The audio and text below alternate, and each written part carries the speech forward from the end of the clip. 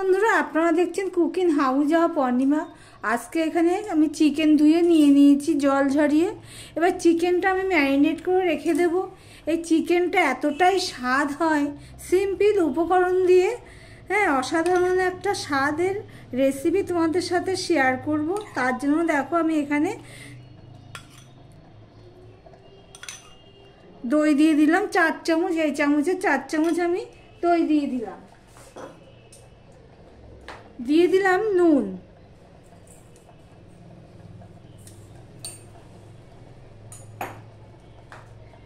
দিয়ে দিলাম একটুখানি 1 চামচের মতন গোলমরিচের গুঁড়ো,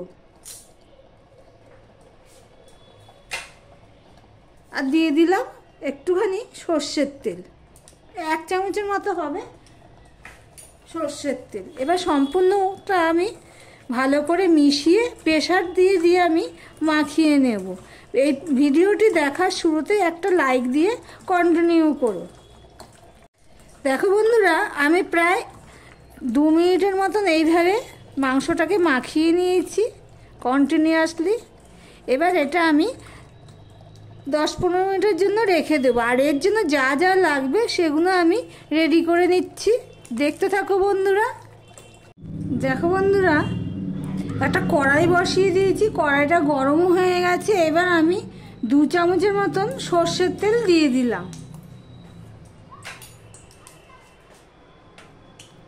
এবার দিয়ে দিলাম একটুখানি নুন। ভিডিওটি স্কিপ করো না প্লিজ বন্ধুরা। এবার আমি এখানে কিছুটা আলু কেটে নিয়েছি, সেই আলুটা আমি ভেজে নেব।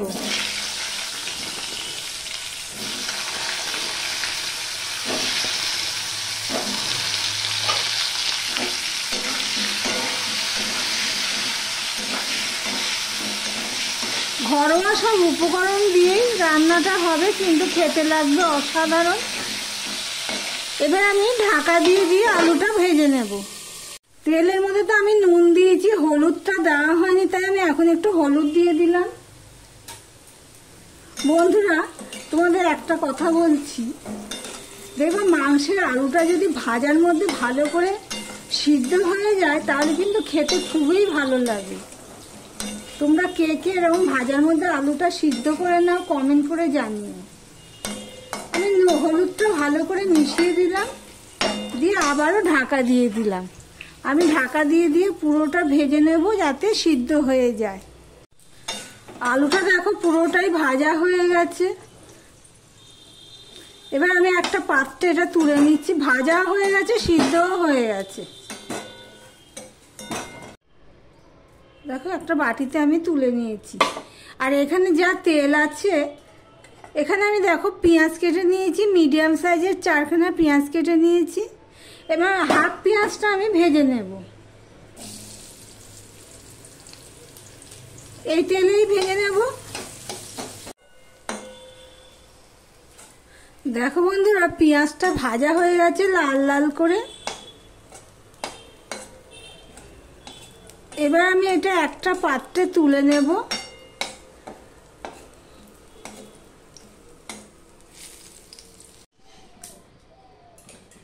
দেখো পেঁয়াজটা ভেজে তুলে নিয়েছি।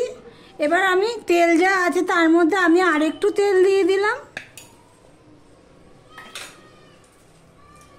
আমি যেইভাবে ফোড়ন দিচ্ছি বন্ধুরা, ঠিক সেইভাবেই ফোড়ন দেবে, দেখবে মাংসের স্বাদটা খুবই ভালো হয়। এখানে দেখো আমি 2টো এলাচ আর দারচিনি নিয়ে নিয়েছি, সেটা দিয়ে দিলাম। একটা তেজপাতা, বড় তেজপাতাকে আমি ছিঁড়ে দিয়ে দিলাম।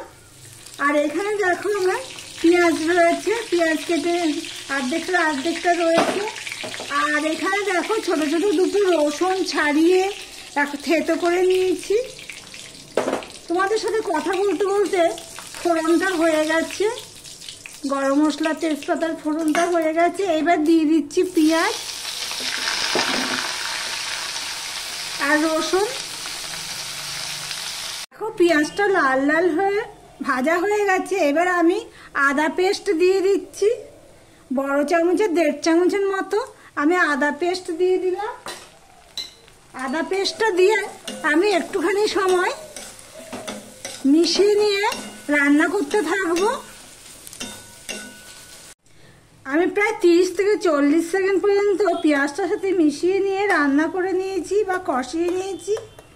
এবার আমি কিছু মশলা অ্যাড করব। তার জন্য দেখো আমি 1 চামচ আর হাফ চামচ আমি ধনের গুঁড়ো দিয়ে দিলাম, 1 চামচ আর হাফ চামচ আমি জিরের গুঁড়ো দিয়ে দিলাম, লঙ্কার গুঁড়ো দিয়ে দিলাম 1 চামচ, আর হলুদের গুঁড়ো দিয়ে দিলাম 1 চামচের কম, হাফ চামচের বেশি।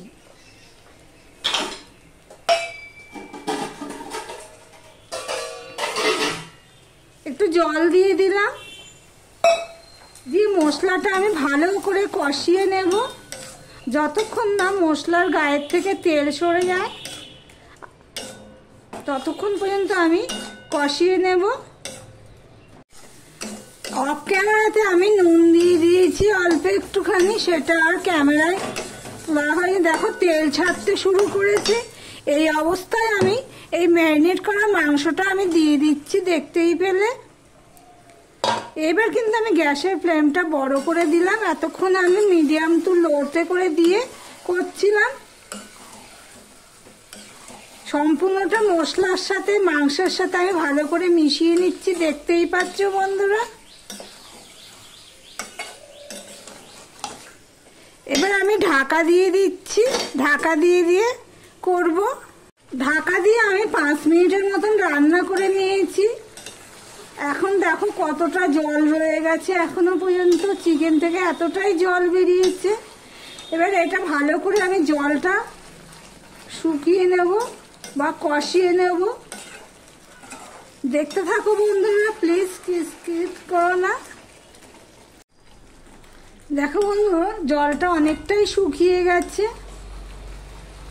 আমি প্রথমে বড় করে দিয়েছিলাম, তারপরে মিডিয়াম টু লোতে রেখে আমি মাংসটা কষিয়ে নিলাম, কেননা মাংসটা তো সিদ্ধ হতে হবে। মশলা তো কষানো হয়ে গেছে,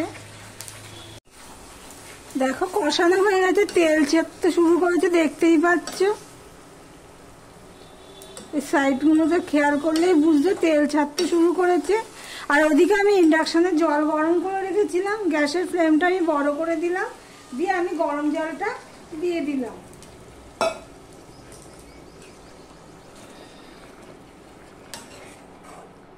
ঢাকা দিয়ে মাংসটা কষিয়েছি, মাংসটাও সিদ্ধ হয়ে গেছে।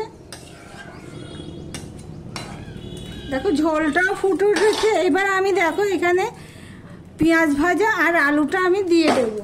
একসাথে দিতে গেলে না চট করে তেলটা ঝোলটা ছিটে যাবে, তাই জন্য আমি এইভাবে দিয়ে দিচ্ছি।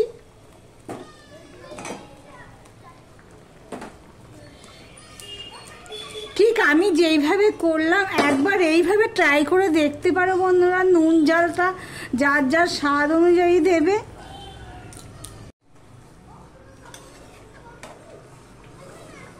এবার আমি দিয়ে ঢাকা দিয়ে 5 মিনিটের মতন ফুটিয়ে নেব মিডিয়াম টু লো হিটে।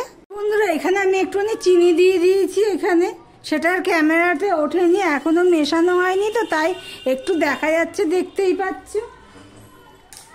দিয়ে দিচ্ছি গরম মশলার গুঁড়ো। এটা আমার বাড়িতে বানানো হোমমেড গরম মশলা।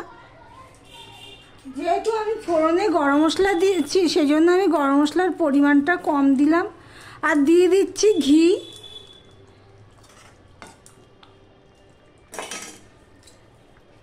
এতটাই স্বাদ হয়েছে, আমি নুন মিষ্টিটা করে নিয়েছি, খুবই স্বাদ হয়েছে। আর আমি 4টে কাঁচা লঙ্কা দিয়ে দিয়েছি, সেটা তোমাদের সামনে দেখানো হয়নি।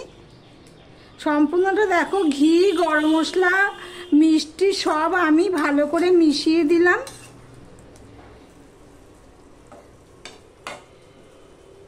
দিয়ে আমি আবারও ঢাকা দিয়ে দিলাম।